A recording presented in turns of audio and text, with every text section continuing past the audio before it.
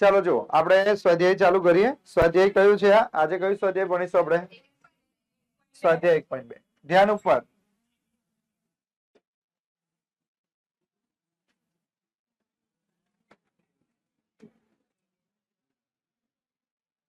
હવે આ તો બિલકુલ ના જોઈએ આજે. આ સ્વાધ્યાય 1.2 નો જે પહેલો દાખલો હું કરાવીશ ને મોસ્ટ મોસ્ટ મોસ્ટ આઈએમપી હશે. તમે જ્યારે પણ પેપર કરશો ને તો પહેલો એ દાખલો તમને જોવા મળશે ને મળશે જ. હવે સમજો કે આજે આપણું આ પહેલા નંબરનું ચેપ્ટર આપણું પૂરું થશે. હવે સાંભળો, 15 તારીખે આવતા મહિનાની 15 તારીખથી તમારો ટેસ્ટ છે. 15 તારીખે મેથ્સ, અને એમાં ગળખોલ પાટિયા અને અહીંયાના જે સ્ટુડન્ટ છે બરાબર, બંને વચ્ચે સ્પર્ધા છે. એટલે ગણિતમાં અત્યારથી તૈયારી ચાલુ કરી દેજો. બરાબર છે? એટલે વેઇટ ના કરતા. અને એ માર્ક્સ સામા કપાશે. જો 80 માર્ક્સનું પેપર હશે, એમાંથી બોર્ડની પેપર સ્ટાઇલ મુજબ જ પેપર લેવામાં આવશે. પરંતુ એ પેપરમાં જનરલ વિકલ્પ નહીં આપવામાં આવશે નહીં. એટલે કે બોર્ડની એક્ઝામમાં કેવું પૂછાય તો કે ભાઈ 13 માંથી કેટલા લખો? 9. અહીંયા એવું નહીં હોય. 9 જ દાખલા આપ્યા છે, 9 એ 9 ગણવાના છે. એટલે એક દાખલો ના આવડે એટલે પૈતો માર્ક્સ કપાઈ જશે. જીપીઆર માં આ જ રીતના ટેસ્ટ લેવાશે. એટલે તમારા માર્ક્સ ક્યારેય પણ વધારે આવી શકે નહીં, પણ પછી બોર્ડમાં વધી જાય ઓટોમેટિક. પરંતુ આપણે એવું મનમાંથી કાઢી નાખો, ગમે તે હોય તમારી એવી તૈયારી હોવી જોઈએ કે તમારા પૂરેપૂરા માર્ક્સ મળે. એક બે પાછળ વાળા બે બેન્ચીસ ઉભી થઈ જાય, આગળ આવ. નીચું ગાલીને બેસી રહે છે, ત્યાં આવ્યો ને તો જોઈ લેજો. બરાબર? હવે ધ્યાન આપજો. આ ચેપ્ટર આજે પતી જશે ને? બરાબર? હવે કાલે શનિવાર છે. શનિવાર એટલે ઇંગ્લિશ નહીં હોય. એટલે મારી ઈચ્છા છે કે કાલે હું વધારે ખેંચી લઉં. બરાબર છે? તમે કહેતા હોય તો 4 કલાક તમે આરામથી ખેંચી શકો છો. જો હું 4 વાગે તમને બોલાવું, 4 થી 5, 5 થી 6, 6 થી 7, 7 થી 8, તો 4 કલાકમાં તો ઘણું બધું મેં પતાવી દઉં. પછી રવિવારે જો બીજા 4 કલાક મને મળી જાય, પછી સોમ મંગળ બુધ, તો પહેલી બીજી તારીખ લગીનમાં જ પતી જાય. તો ત્યાર પછી કેવું, મેં રિલેક્સ થઈ જાવ, કેમ કે આપણા બધા ચેપ્ટર પતી જાય. એટલે આપણે હવે શાની તૈયારી કરવાની બાકી રહી? વિજ્ઞાન અને સમાજ. પછી હું તમને શું કરી, ગણિતના 5-6 પેપર આપી દઈશ તમને. 2-3 દિવસમાં ચાલુ કરી દઈશ. આજે કઈ તારીખ થઈ? 26. 28 સોમવારથી હું તમને પેપર આપવાનું ચાલુ કરી દઈશ. એ પેપર હું જે આપીશ ને એના ટેસ્ટ તમારે અહીંયા આપવાના છે. બરાબર? 5 કે 10 પેપર હું તમને આપીશ. બરાબર? એના આપણે અહીંયા ટેસ્ટ આપવાના. જો એ પેપર તમે એકદમ પરફેક્ટ કરી નાખ્યા ને તો પહેલી પરીક્ષામાં પણ તમારા પૂરેપૂરા માર્ક્સ મળશે. બરાબર છે? અને ટેસ્ટમાં પણ તમે હાઈએસ્ટ લઈ આવશો. જો હું જેટલું કહીશ એવું કરશો ને તો ગેરંટી સાથે તમે માર્ક્સ લઈ આવશો. પહેલા નંબર વાળાને ઇનામ છે એ તો તમને ખબર જ છે. બીજા નંબર વાળાને પણ ઇનામ છે, ત્રીજા નંબર વાળાને પણ ઇનામ છે. પરંતુ જે ઓવરઓલ જેનો પહેલો નંબર આવશે, પહેલો અને બીજો, પહેલો બીજો ને ત્રીજો, તો એ લોકોને અલગથી ઇનામ છે. પહેલા નંબર વાળાને 5001 અને સાથે ટ્રોફી બી મળશે. બરાબર છે? અને બેઝિક વાળાને સ્ટાન્ડર્ડ વાળા બધાનું પેપર સરખું જ રહેશે. એક જ પેપર આવશે. તો અત્યારથી જે લોકો પ્લાનિંગ થ્રુ તૈયારી કરશે ને એને જ ફાયદો થશે. પછી તમે મહેનત નહીં કરો, વાંચવાનું નહીં વાંચો, તો પછી એ ટાઈમ પર તમારા માર્ક્સ નહીં આવે. એટલે ગણિતની તૈયારી અત્યારથી ચાલુ કરી દો, સમાજની તૈયારી અત્યારથી ચાલુ કરી દો. જો પેલા ખોવાઈ ગયા બેન. વિજ્ઞાનની તૈયારી તો અત્યારથી ચાલુ કરી દો, ઇંગ્લિશ તો કે અત્યારથી ચાલુ કરી દો. સમાજ એવું હોય ને તો થોડું ટાઈમ ટેબલ બનાવી દો, કેવી રીતે વાંચવું, કયું ચેપ્ટર મને વધારે અઘરું પડે છે. બરાબર? એ રીતે તમે તૈયારી કરશો ને તો પણ તમારા માર્ક્સ આવશે. બરાબર છે? 2-3 દિવસમાં હું તમને પેમ્પલેટ આપીશ. બરાબર છે? એકદમ મસ્ત હશે. એ તમે કરશો તો પણ ફાયદો થશે. બરાબર છે? તો ચાલો, આજે આપણે જે ભણવાના છે તે તો કાલે દ્વિચલ સુરેખ સમીકરણ ચાલુ કરી દઉં ને? બોલો. હા, એટલે આપણું છે બીજી ત્રીજી તારીખ લગીનમાં પતી જાય. એટલે આપણે નવરા. પહેલું ચેપ્ટર, બીજું ચેપ્ટર, ત્રીજું ચેપ્ટર, 5મું ચેપ્ટર, 7મું ચેપ્ટર, 14મું ચેપ્ટર અને 13મું ચેપ્ટર. 7 ચેપ્ટર આપણા પતી જશે. પહેલું, બીજું, ત્રીજું, 5મું, 7મું, 14મું, 13મું. છઠ્ઠું પછી પરીક્ષાને આગળ 10-15 દિવસ પહેલા છઠ્ઠું બી કરાવી દઈશ અને વર્તુળ બી કરાવી દઈશ. એટલે પહેલી પરીક્ષા પહેલા 9 ચેપ્ટર કરાવી દઈશ.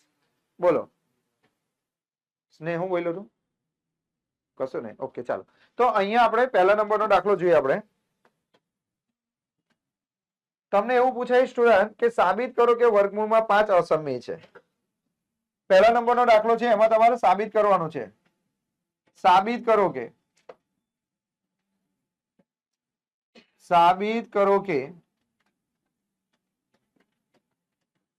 વર્ગમૂળમાં 5 એ અસમય છે. ભાઈ તમને ભલે કદાચ તમે આ ભણી ગયા હશો તમને નહીં આવડતું હોય કે આવડતું હોય બરાબર છે, પણ બરાબર ઉપર ધ્યાન આપજો, મારી ગેરંટી છે કે તમને આવડી જશે. અમુક જ સ્ટેપ 4 કે 5 સ્ટેપ આમાં યાદ રાખવાના છે, વધારાનું કશું કઈ તમારે યાદ રાખવાનું નથી.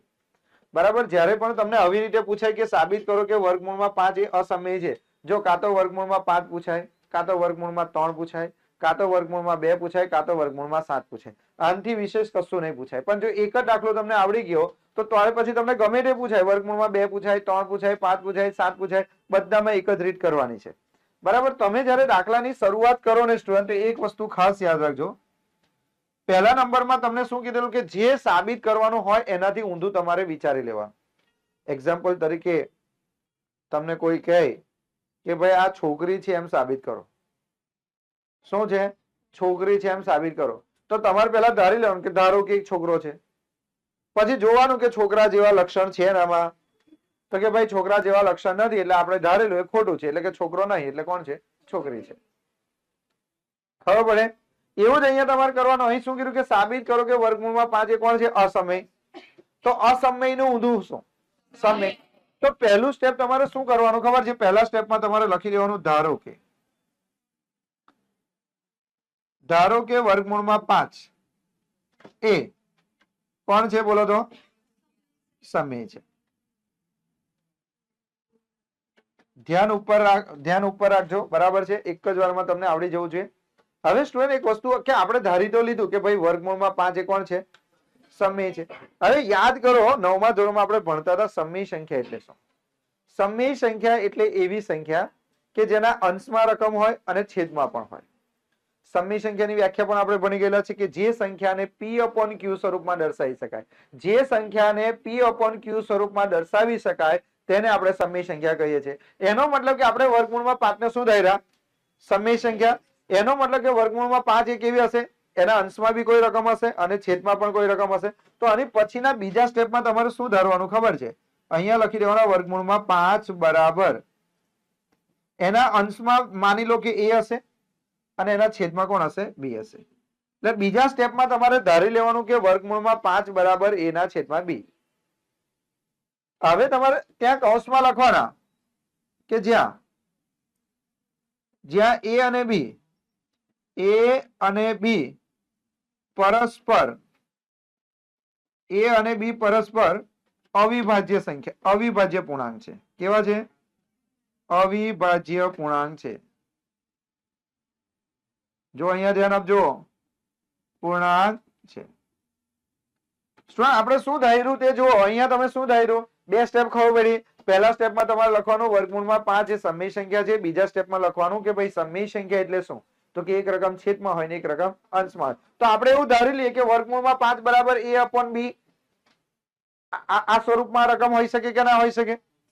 એનો મતલબ કે વર્ગમૂળમાં જે 5 છે એ કયા સ્વરૂપમાં હશે? તો એક રકમ અંશમાં હશે ને એક રકમ છેદમાં હશે. પછી કૌંસમાં મેં શું લખ્યું એનો મતલબ શું? અહીંયા લખ્યું છે a અને b પરસ્પર કેવી અવિભાજ્ય પૂર્ણાંક છે. એટલે કે ઉપરની રકમ અને નીચેની રકમમાં કશું કઈ કોમન નથી. કશું જ કઈ કોમન નથી. હું તમને એવું કહું કે ઉપર આપણે લખ્યા 3 ને નીચે લખ્યા 4. ચાલ આ બેમાં કશું કઈ કોમન દેખાય છે? તો આને શું કહેવાય? પરસ્પર અવિભાજ્ય. આ બંનેમાં કશું કઈ કોમન નથી. એટલે મેં તમને કીધેલું કે જ્યારે પણ પરસ્પર અવિભાજ્ય સંખ્યા હોય ને, પરસ્પર અવિભાજ્ય સંખ્યા હોય તો એનો ગુસા કેટલો થાય? 1. એનો ગુસા કેટલો થાય? 1. તો આનો ગુસા કેટલો થશે? 1. માટે ગુસા 1 થાય. ચાલો બોલો, અહીં સુધી ખબર પડી? એટલે તમે જ્યારે પણ આ દાખલો ગણો તો પહેલા 2 સ્ટેપ તો તમને આવડે ને. ગમે તેવો દાખલો હોય પહેલા 2 સ્ટેપ આવડે. પહેલા ધારી લેવાનું, માની લો વર્ગમૂળમાં 5 ની જગ્યા પર વર્ગમૂળમાં 3 કે તો શું લખવાનું? ધારો કે વર્ગમૂળમાં 3 એ સમય સંખ્યા છે. પછી લખવાનું વર્ગમૂળમાં 3 બરાબર a ના છેદમાં b, જ્યાં a અને b પરસ્પર અવિભાજ્ય પૂર્ણાંક છે. માટે એનો ગુસા કેટલો? 1. હવે શું કરવાનું સ્ટુડન્ટ? બીજા નંબરમાં જો આ 2 સ્ટેપ તો ખબર પડી ને તમને? પાક્કું ને? અને ત્રીજા સ્ટેપમાં તમારે કશું કઈ કરવાનું છે નહીં. ત્રીજું અને ચોથું સ્ટેપ બહુ સહેલું છે. ત્રીજા સ્ટેપમાં તમારે બંનેનો શું કરી દેવાનો? વર્ગ. બંને બાજુ વર્ગ કરી નાખવાના. કેમ વર્ગ કરી નાખવાના? કારણ કે પેલું વર્ગમૂળ નીકળી જવું જોઈએ. તો આપણે બંને બાજુ શું કરી નાખીએ? વર્ગ કરીએ. અને વર્ગ કર્યા પછી વર્ગમૂળ કાઢી નાખો. તો બંને બાજુ આપણે વર્ગ કરીએ તો શું થશે? તો કે વર્ગમૂળમાં 5 બોલો ના વર્ગમૂળમાં 5 આખાનો વર્ગ, આ બાજુ આપણે લખીએ a ના છેદમાં b આખાનો વર્ગ. પછી તમારે કૌંસમાં લખવાનું બંને બાજુ વર્ગ કરતા, બંને બાજુ શું કરતા? વર્ગ કરતા. હવે અડધા છે ને શું કે સર મને બધું આવડે પણ હવે દાખલા નહીં આવે. ભલા 3 સ્ટેપ તો એકદમ ઈઝી. પહેલા સ્ટેપમાં ધારી લેવાનું કે ભાઈ એ સમય સંખ્યા છે. બીજા સ્ટેપમાં જે સંખ્યા હોય સંખ્યા લખવાનું, બરાબર શું લખવાનું? a b. પછી લખવાનું a અને b પરસ્પર અવિભાજ્ય સંખ્યા છે, બરાબર છે, એટલે કે એમનો ગુસા 1 થશે. ત્રીજા સ્ટેપમાં બંનેનો શું કરી દેવાનો? વર્ગ, બરાબર. અને ચોથા સ્ટેપમાં તમારે એનું સાદું રૂપ આપવાનું. અહીં વર્ગ છે એટલે વર્ગમૂળ નીકળી જાય. તો અહીં કેટલા બેઠા? 5. હવે અહીં આ બાજુ આપણે જોઈએ સ્ટુડન્ટ, તો અહીં a નો વર્ગ ને છેદમાં b છે એટલે b નો પણ વર્ગ. અહીંયા જુઓ, અહીં ધ્યાન આપો, ચોથા સ્ટેપમાં શું કરવાનું? a ના છેદમાં b આખાનો શું છે? વર્ગ. એનો મતલબ કે a નો પણ વર્ગ અને b નો પણ વર્ગ. તો 4 સ્ટેપ થયા. પાંચમા સ્ટેપમાં તમારે શું કરવાનું કે છેદમાં જે b નો સ્ક્વેર છે ને એને આપણે બરાબરની પેલી બાજુ લઈ જઈએ. તો બરાબરની પેલી બાજુ લઈ જઈએ તો એનો ગુણાકાર કોની સાથે થાય? 5 સાથે. એટલે 5b સ્ક્વેર બરાબર કોણ? a square. બરાબર. આને તમારે ધારી લેવાનું સ્ટુડન્ટ સમીકરણ 1. સમીકરણ 1. તો જો ટોટલ કેટલા સ્ટેપ? 1 2 3 4 5. આવો 5 સ્ટેપ ફરીવાર કર્યું. પહેલા સ્ટેપમાં તમારે ધારી લેવાનું કે ભાઈ જે સંખ્યા આપી હોય એ સંખ્યા સમય છે. બીજા સ્ટેપમાં જે સંખ્યા આપી હોય એના બરાબર શું લખી દેવાનું? a b. કૌંસમાં લખવાનું a અને b પરસ્પર અવિભાજ્ય સંખ્યા છે.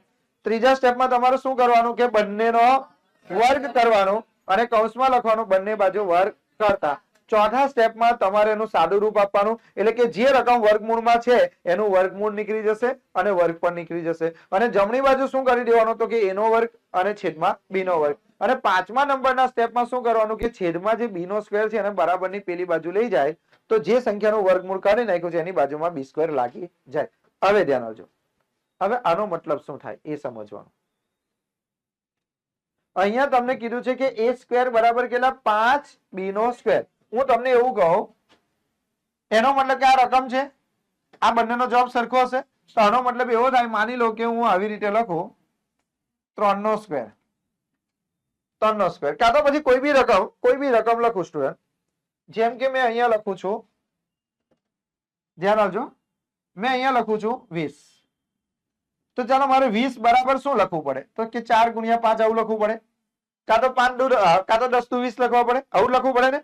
એનો મતલબ કે આ 20 છે અને બરાબર કરીને 4 ગુણ્યા 5 લખ્યા, તો એનો મતલબ એવું થાય કે 20 ના અવયવ છે. એનો મતલબ કે આ 4 એ કોનો અવયવ હશે? 20 નો. આ 5 એ પણ કોનો અવયવ હશે? 20 નો. આવું કહી શકાય કે નહીં? તો અહીંયા પણ તમે જો a નો સ્ક્વેર બરાબર કેટલા છે? 5b નો સ્ક્વેર. એનો મતલબ કે આ 5 જે છે એ a ના સ્ક્વેર નો અવયવ થયો કે ના થયો? નહીં ખબર પડતી. એટલે અહીંયા વચ્ચે બરાબર છે.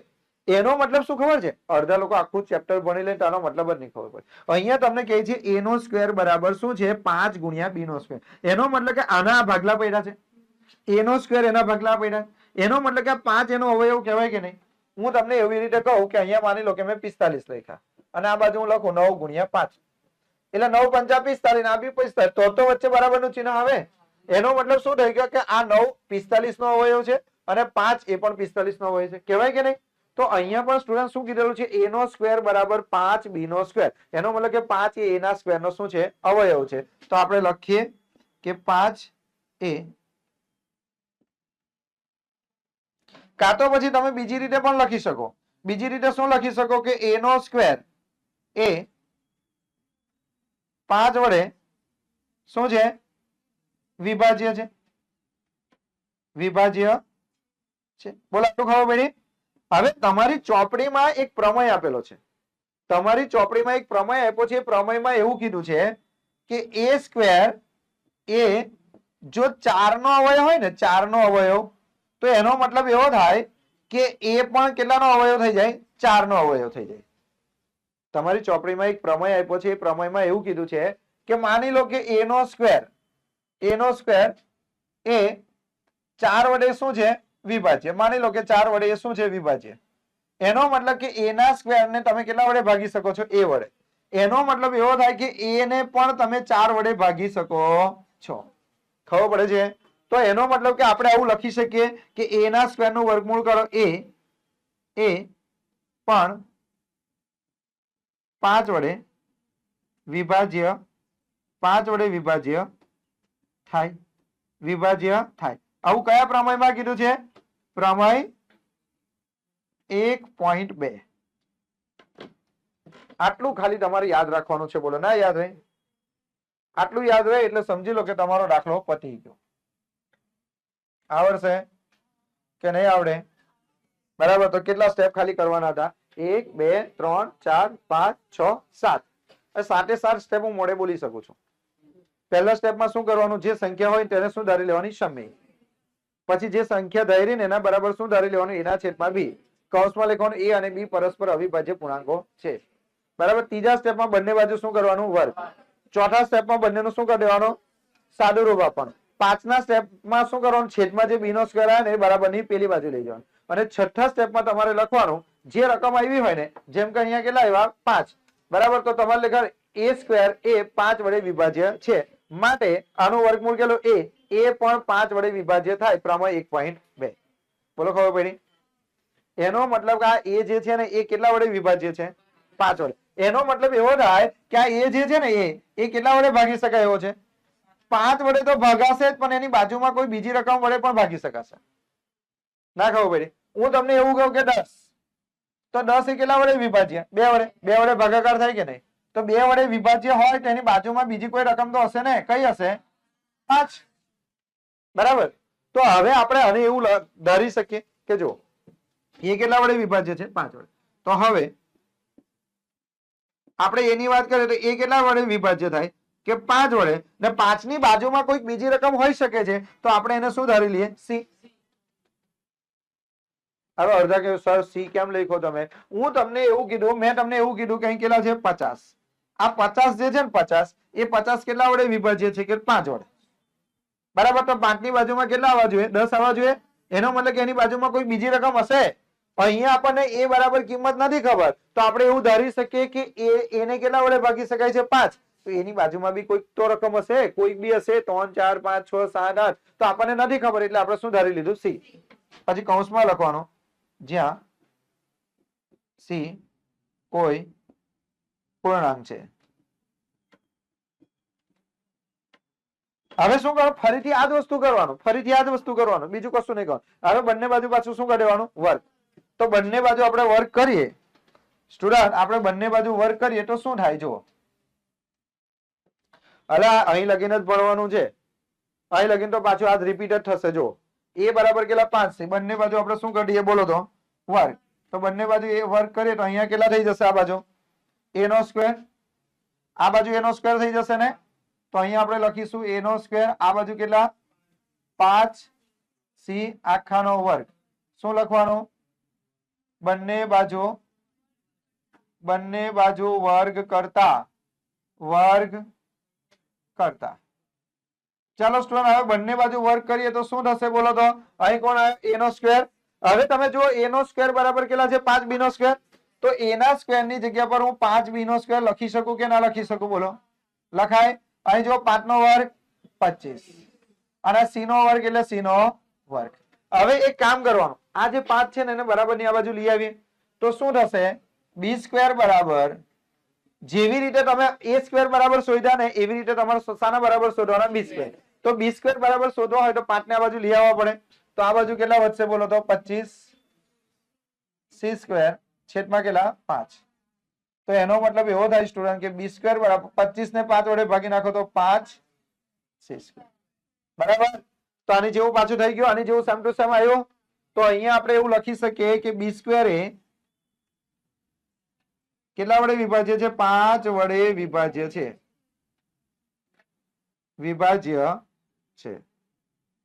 માટે b ના સ્ક્વેર, b નું વર્ગમૂળ, b ના સ્ક્વેર નું વર્ગમૂળ b એ પણ 5 વડે વિભાજ્ય થાય. કયા પ્રમેય મુજબ? પ્રમેય 1.2. હવે તમે ધ્યાનથી જુઓ શું થયું? દાખલો ખતમ થાય છે અહીંયા. હવે તમે ધ્યાનથી જુઓ તો અહીંયા આપણે શું ભણ્યા? તો કે અહીંયા આપણે શું ભણ્યા કે આ જે 5 જે છે ને 5, આ a જે છે ને એ કેટલા વડે વિભાજ્ય છે? 5 વડે. અને આ જે b જે છે એ પણ કેટલા વડે વિભાજ્ય? 5 વડે. તો આપણે એવું કહી શકીએ કે એ અને બી બંને 5 વડે વિભાજ્ય છે? આપણે એવું ના કહી શકીએ. એ જો આપણે અહીંયા સાબિત શું કર્યું, અહીં શું સાબિત કર્યું કે આ એ જે છે ને એ કેટલા વડે વિભાજ્ય છે? 5. અને બી પણ કેટલા વડે વિભાજ્ય છે? 5. તો આપણે એવું કહી શકીએ એ અને બી બંને 5 વડે વિભાજ્ય છે. હા, પણ આપણે તો અહીં એવું ધારેલું કે એ તો અવિભાજ્ય છે. બંને 5 વડે વિભાજ્ય થયા ને, પણ આપણે તો શું ધારેલું દાખલામાં અહીંયા કે એ અને બી પરસ્પર અવિભાજ્ય છે, પણ અહીંયા તો વિભાજ્ય થઈ ગયા. એનો મતલબ કે આપણે જે ધારણા કરી એમાં વિરોધાભાસ જોવા મળે છે. એનો મતલબ કે આપણી ધારણા ખોટી છે. એનો મતલબ કે આપણે જે ધાર્યું એ ખોટું છે. તો આપણે શું ધારેલું? સમમેય. એ ખોટું છે, તેનો મતલબ સમમેય નથી. તો કોણ હશે? અસમમેય હશે. એટલે આપણે આગળ લખી શકીએ માટે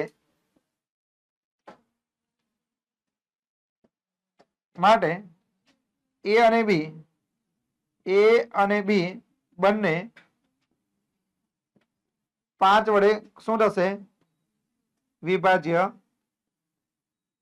છે. બંને કેટલા છે? 5 વડે વિભાજ્ય છે. અને આપણે તો શું ધારેલું કે એ તો અવિભાજ્ય છે. નહીં તો આપણે શું સાબિત કરી દીધું કે બંનેને 5 વડે ભાગી શકાય છે. એને પણ 5 વડે ભાગી શકાય છે અને બી ને પણ 5 વડે ભાગી શકાય. અને ધારણા શું કરેલી? તો અહીં આપણી ધારણામાં શું જોવા મળે છે? વિરોધાભાસ જોવા મળે છે. માટે આપણી ધારણા ખોટી છે. કેવી છે? ખોટી છે. તો આપણી ધારણા શું છે? આપણે શું ધારેલું? એ કોણ છે? સમમેય. એ સમમેય નથી. આપણી ધારણા ખોટી છે. એ સમમેય નથી. બાકી કોણ રહ્યું? હા સર, બે જ વસ્તુ છે દુનિયામાં, સમમેય ને અસમમેય. જે દુનિયામાં છોકરો છે છોકરી છે, કે આ છોકરી નથી, એનો મતલબ શું થાય? છોકરો છે. તો અહીંયા લખવાનું આમ ઊંધું ના વિચારો. આમ વર્ગમૂળમાં 5 એ અસમમેય છે. બોલો હવે આવડશે કે પછી કે ઓ સરે હું ભણાવી દીધું, આ બધું તો ખબર નથી. જો હું મોડે બોલું છું, જો અહીં ધ્યાન આપો. બધા સ્ટેપ હું મોડે બોલી જાઉં તો અહીં ધ્યાન આપો. પહેલા સ્ટેપમાં તમારે લખવાનું જે રકમ હોય ને તેને તમારે સમય સંખ્યા ધારી લેવાની. અહીંયા વર્ગમૂળમાં 5 છે તો વર્ગમૂળમાં 5 નું જ બોલો. વર્ગમૂળમાં 5 બરાબર. તો ધારો કે વર્ગમૂળમાં 5 એ સમય સંખ્યા છે. માટે વર્ગમૂળમાં 5 બરાબર a ના છેદમાં b. a અને b પરસ્પર અવિભાજ્ય પૂર્ણાંક છે. માટે તેમનો ગુસા કેટલો થાય? 1. અહીંયા ગુસા 1 થાય. અહીં તો ગુસા કેટલો થઈ ગયો? 5. કેમ કે બંને કેટલા હોય? બંનેમાં કોમન કેટલા છે? 5. તો અહીં તો એમનો ગુસા કેટલો થઈ ગયો? 5. તો ખોટું ના થઈ ગયું? હા. એટલે પહેલું સ્ટેપ આપણે ધારવાનું, ધારો કે વર્ગમૂળમાં 5 એ સમય સંખ્યા છે. પછી વર્ગમૂળમાં 5 બરાબર a ના છેદમાં b, જ્યાં a અને b પરસ્પર અવિભાજ્ય પૂર્ણાંકો છે. માટે તેમનો ગુસા 1 થાય. પછી બંને બાજુ શું કરી દેવાનો? વર્ગ. પછી લખી આ બાજુ વર્ગમૂળમાં 5 આખાનો વર્ગ કરવાનો, પેલી બાજુ a ના છેદમાં b આખાનો વર્ગ કરવાનો. પછી લખવાનું કૌંસમાં બંને બાજુ વર્ગ કરતા. વર્ગ કર્યા પછી બંનેનું શું કરો? વર્ગમૂળ. વર્ગમૂળ કરશો, સોરી, વર્ગ કરી નાખો એટલે વર્ગમૂળ નીકળી જાય. એટલે 5 બરાબર a નો સ્ક્વેર છેદમાં b નો સ્ક્વેર. એની પછીના સ્ટેપમાં જે b નો સ્ક્વેર છેદમાં છે ને બરાબર ની પેલી બાજુ લઈ જાઓ તો 5 b નો સ્ક્વેર બરાબર a નો સ્ક્વેર થઈ ગયું. પછી તમારે શું લખવાનું? a નો સ્ક્વેર એ 5 વડે વિભાજ્ય છે. માટે એ પણ 5 વડે વિભાજ્ય થાય પ્રમેય 1.2 મુજબ. પછી તમારે પાછું ધારવાનું કે આ તો a ની વાત થઈ ગઈ. હવે આપણે કોની વાત કરવાની? b ની. તો તમારે ધારવાનું કે હવે b બરાબર કોના વડે વિભાજ્ય છે? 5. તો b બરાબર 5c, કે જ્યાં c એ કોઈ પૂર્ણાંક છે. સોરી, a બરાબર કેટલા ધારી લેવાના? a બરાબર 5c, કે જ્યાં c એ કોઈ પૂર્ણાંક છે. પછી બંને બાજુ વર્ગ કરો એટલે a નો વર્ગ, પેલી બાજુ કેટલા થાય? 25c નો વર્ગ બરાબર. 5 આવશે એટલે કેટલા થશે? 25 થઈ જશે. પછી a ના સ્ક્વેર ની જગ્યા પર કિંમત લખો. a ના સ્ક્વેર ની જગ્યા પર કેટલા? 5b નો સ્ક્વેર. 5b નો વર્ગ બરાબર 25c નો વર્ગ. જો આવી ગયા, આ સ્ટેપ આવી ગયું. હવે 5 પેલી બાજુ જાય તો ક્યાં જશે? છેદમાં. એટલે b નો સ્ક્વેર બરાબર 5c નો સ્ક્વેર. પછી તમારે લખવાનું કે આ b નો સ્ક્વેર એ કેટલા વડે વિભાજ્ય છે? 5. તો લખવાનું b નો સ્ક્વેર એ 5 વડે વિભાજ્ય છે. માટે b એ પણ 5 વડે વિભાજ્ય થાય. એનો મતલબ એવો થયો a અને b બંને 5 વડે વિભાજ્ય છે. અહીં આપણી ધારણામાં વિરોધાભાસ જોવા મળે છે. માટે આપણી ધારણા ખોટી છે. આ વર્ગમૂળમાં 5 એ અસમય સંખ્યા છે. બોલો આવડશે? પાકું લખો.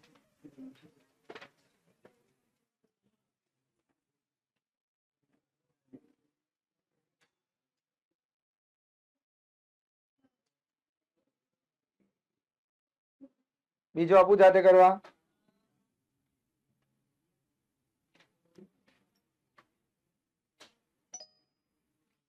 બીજો કરાવું કે હવે નવી રીત કરાવું?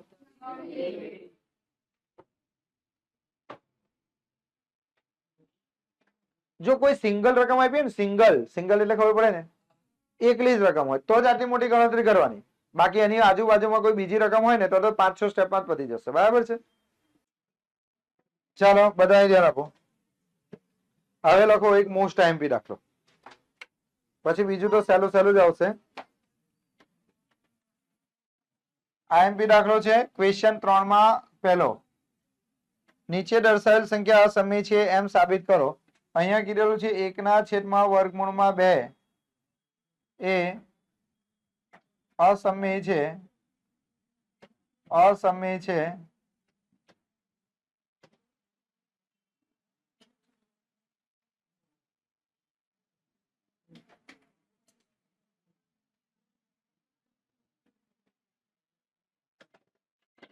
એમ સાબિત કરો. ચલો આ રકમ કેવી છે? સિંગલ છે.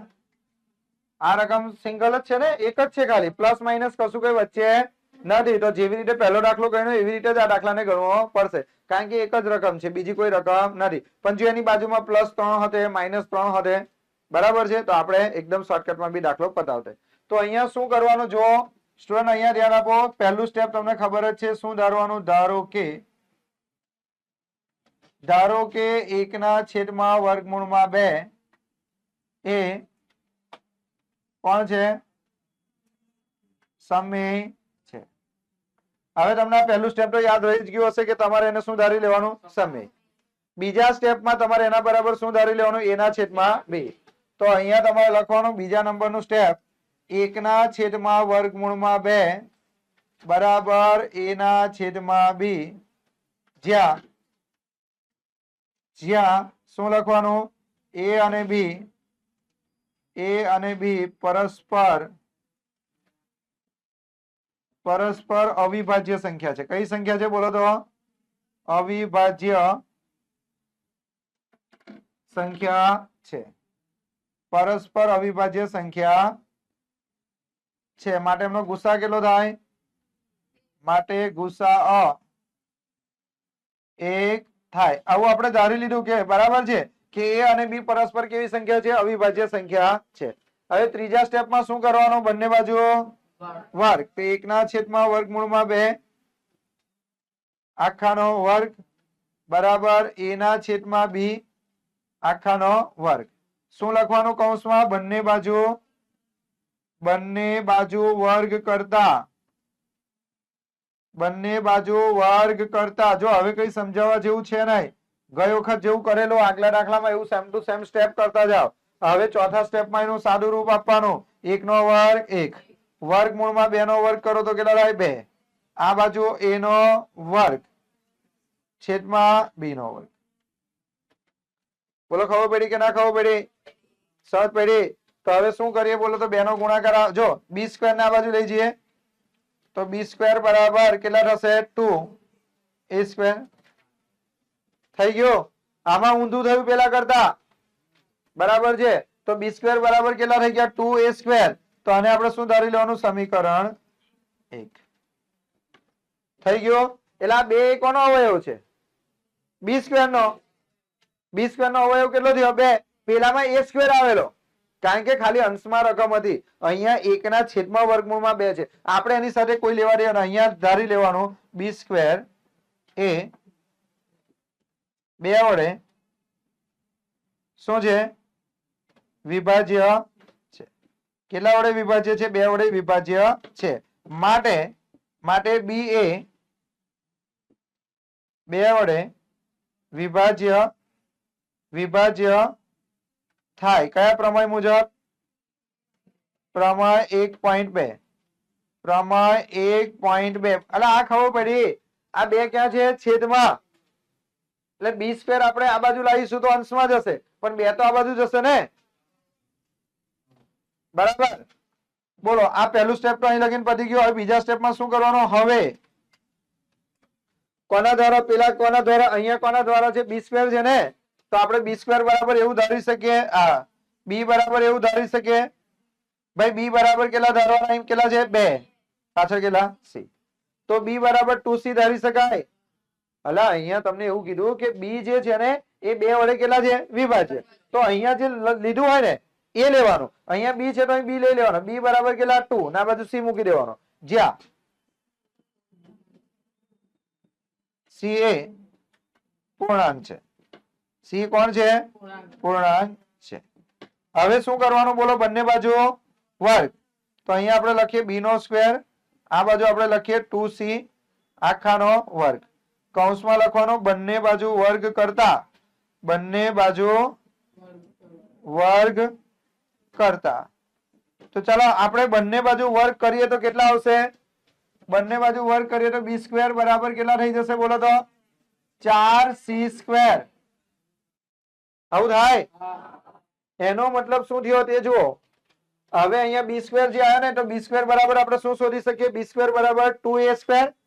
તો અહીંયા બી સ્ક્વેર ની જગ્યા પર આપણે કેટલા મૂકવાના? 2a સ્ક્વેર બરાબર કેટલા? 4c square. માટે a સ્ક્વેર બરાબર કેટલા થશે? તો કે 4, 2 ને આ બાજુ લાવે તો છેદમાં c સ્ક્વેર. માટે સ્ટુડન્ટ a સ્ક્વેર બરાબર 4 ને 2 વડે ભાગી નાખો તો 2c સ્ક્વેર. માટે આ a સ્ક્વેર નો અવયવ કયો થયો? 2. તો આપણે એવું લખી શકીએ માટે a સ્ક્વેર એ 2 વડે વિભાજ્ય છે. વિભાજ્ય છે. માટે એ પણ 2 વડે વિભાજ્ય થાય.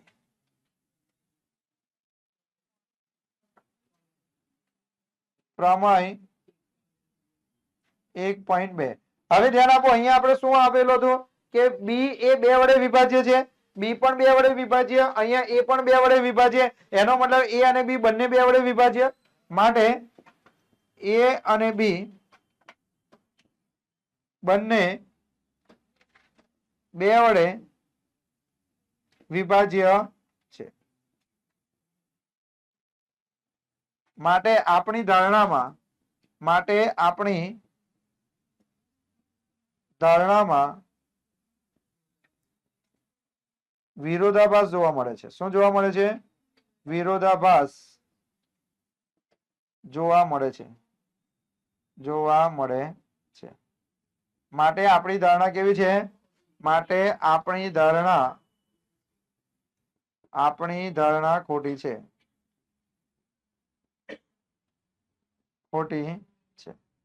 માટે 1/√2 એ અસમય છે. ચાલો લખો.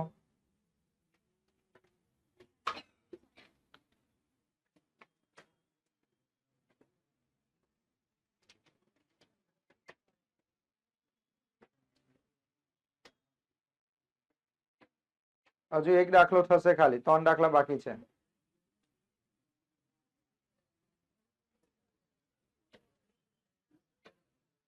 એટલે આવડે કે ના આવડે? અને ઘરે 2-3 વાર કરી જ નાખજો લખીને, એટલે ભૂલાય જ ના. બરાબર છે? કેમ કે જો પરીક્ષામાં પૂછાશે તો વર્ગમૂળમાં 5 પૂછાશે, કાં તો 1/√2 પૂછાશે, કાં તો √3 √2. બરાબર?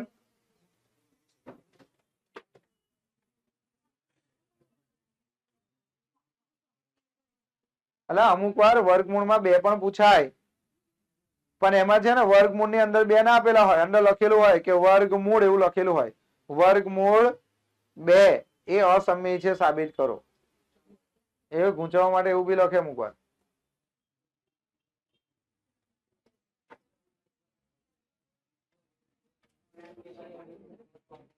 એટલે અહીંયા અમુક લોકોને અહીંયા ખબર ના પડે કે અહીંયા શું ધારવું. તો અહીંયા જોઈ લો, અહીંયા બી છે ને, તો બી બરાબર 2 અને પાછળ શું લગાવી દેવાનું? સી. સી તો ફરજિયાત જ લગાવવાનો છે. અહીંયા ના ખબર પડે તો અહીંયા જે આવ્યું અહીં બી છે તો અહીં બી આવે, અહીંયા સી અને અહીંયા 2 છે તો 2. બી બરાબર 2c, બંને બાજુ વર્ગ કરી દેવાનું. ભાઈ કાલે તમારો ચેપ્ટર 1 નો ટેસ્ટ, ખાલી સ્વાધ્યાયનો. આ દાખલા કરવાના, સ્વાધ્યાય ખાલી. સ્વાધ્યાય કયું કરવાનો? 1.1 ને 1.2 બસ. બહારનો કોઈ દાખલો નહીં, ચોપડીમાંથી બેહીને જ કરવાનું છે. બરાબર? ખોટો પડે તો ખાલી માર પડશે. જો હવે એક વસ્તુ યાદ રાખો છો, એક જ રૂલ્સ કે એ રૂલ્સ તમે યાદ રાખી લો તો આવા બધા દાખલા આવડી જાય. અહીંયા શું કરવાનું ખબર? જ્યારે સિંગલ રકમ ના હોય, એક કરતા વધારે હોય. જો અહીંયા સિંગલ નથી, ખાલી વર્ગમૂળમાં 5 નહીં, એની બાજુમાં 2 બી છે અને પાછા વત્તા કેટલા છે? 3. તો આ સિંગલ ને પેલા બે સિંગલ જ હતો, વર્ગમૂળમાં 2 જ હતો ને, પણ કેવો હતો? ખાલી છેદમાં હતો. પણ જ્યારે વર્ગમૂળની આજુબાજુમાં કોઈ રકમ હોય ને એટલે ખુશ થઈ જવાનું. તો તમારે શું કરવાનું ખબર? વર્ગમૂળ વાળી રકમને એકલી પાડી દેવાની બસ. વર્ગમૂળ વાળી રકમને કેવી કાઢે? એકલી પાડે. માની લો કે અમે 3 જણ ઉભા છે અને મને એકલો પાડવો છે, તો પહેલા પેલો ધીરે ધીરે હટકી જશે ત્યાંથી. બરાબર? એ કોણ જશે ખબર? 3 જણા ઉભા હશે ને, તો 3 માંથી જે થોડો દૂર ઉભો હશે ને એ પહેલા જતો રહેશે. પછી બાજુ વાળો થોડી થોડી વાતો કરશે, બાના બનાવશે, પછી બાજુ વાળો પણ ગાયબ થઈ જશે. આપણે અહીંયા પણ એવું કરવાનું. કોને એકલો પાડવાનો છે? વર્ગમૂળમાં 5 ને. તો વર્ગમૂળમાં 5 ની નજીક કોણ છે? 2. અને દૂર કોણ છે? તો સૌથી પહેલા કોણ જશે? 3. પછી કોણ જશે? 2. એટલે વર્ગમૂળમાં 5 એકલો થઈ ગયો, એટલે તમારો જવાબ આવી ગયો. શું કરવાનું? જો અહીં ધ્યાન આપો. ધારો કે 3 + 2 વર્ગમૂળમાં 5 એ સમય છે. ભાઈ આ નવી રીત છે એટલે અહીં ધ્યાન આપો. બરાબર? પહેલું સ્ટેપ તો સેમ જ આવશે. બીજા સ્ટેપમાં એના બરાબર કેટલા ધાર લેવાના? એ બે. તો બીજા સ્ટેપમાં શું કરવાનું? 3 + 2 વર્ગમૂળમાં 5 બરાબર કેટલા? a ના છેદમાં b. શું લખવાનું કૌંસમાં? a અને b પરસ્પર અવિભાજ્ય સંખ્યા છે. b does not equal to 0. b બરાબર 0 નથી એવું બતાવી દેવાનું. હવે શું કરવાનું? વર્ગમૂળમાં 5 ને શું કરવાનો? એકલો પાડવાનો. તો વર્ગમૂળમાં 5 ને એકલો પાડવો હોય તો પહેલા કોણ જશે? દૂર વાળો. દૂર કોણ છે? 3. 3 ને આ બાજુ લઈ આવો એટલે માઇનસ. તો આ બાજુ કેટલા વધશે? 2 વર્ગમૂળમાં 5 બરાબર a ના છેદમાં b -3. ખબર પડી? હવે સાદું રૂપ તો આવડે કે નહીં? તો હવે અહીંયા તમારે શું લખવાનું? કે 2 વર્ગમૂળમાં 5. અહીં સાદું રૂપ આપીએ તો આ b નો ગુણાકાર 3 સાથે થાય, તો અહીં શું લખવાનું? a -3b છેદમાં કેટલા? b. આ ખબર પડી? આ કેવી રીતે કર્યું? એટલે આ b ક્યાં છે? છેદમાં. તેનો ગુણાકાર 3 સાથે થશે ને, તો અહીંયા a ના a માઇનસ ના માઇનસ, b નો ગુણાકાર 3 સાથે 3b ને આખાના છેદમાં કેટલા થઈ ગયા? b. હવે આ 2 ને પણ આ બાજુ લઈ જવાનો.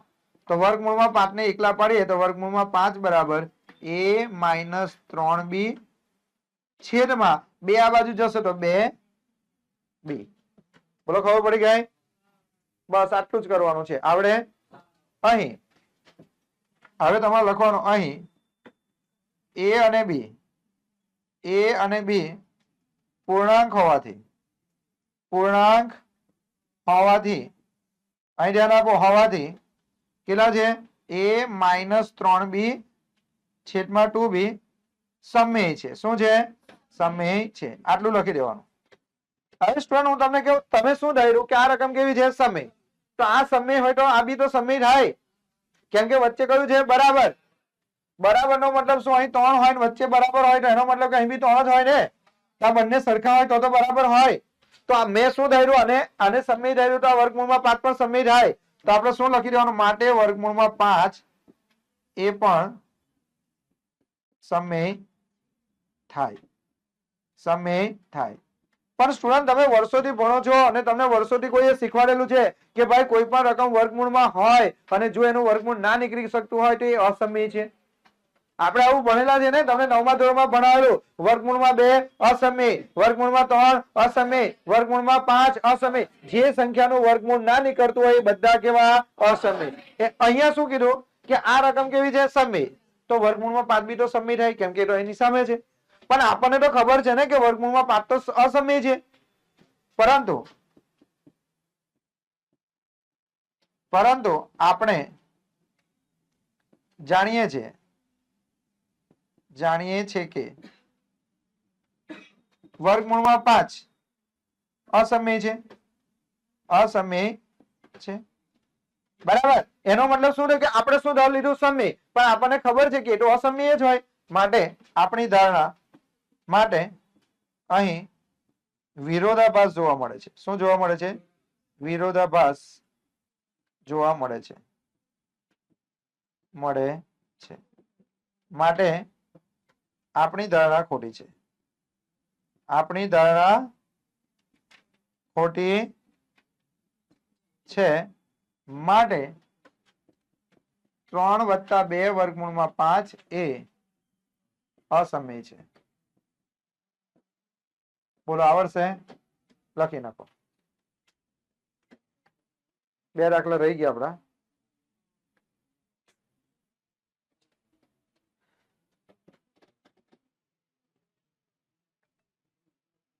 કયા દાખલો કરી લાવજો. બરાબર છે. કાલે જો તમારે આવવાનું છે કેટલા વાગે? 4 થી 8. દ્વિચલ સુરેખ સમીકરણ કરાવીશ.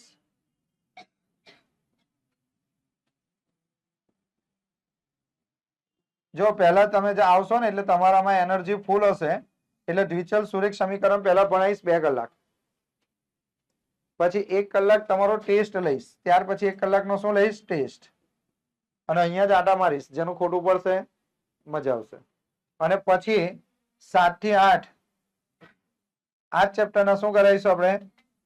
એમસીક્યુ. એટલે તમારે એમસીક્યુ બી આ ચેપ્ટરના પતી જાય. બરાબર.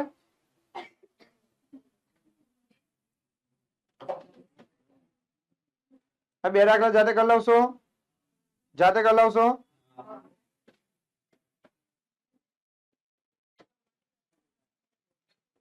ચાલો તો કાલે 4 કલાકમાં 2 કલાક દ્વિચલ સુરેખ સમીકરણ, 1 કલાક ટેસ્ટ, 1 કલાક આના એમસીક્યુ. એટલે આપણું ચેપ્ટર પૂરેપૂરું પતે. એ એમસીક્યુ માં 2 દાખલાના કવર કરી લેશું એટલે બી થઈ જાય.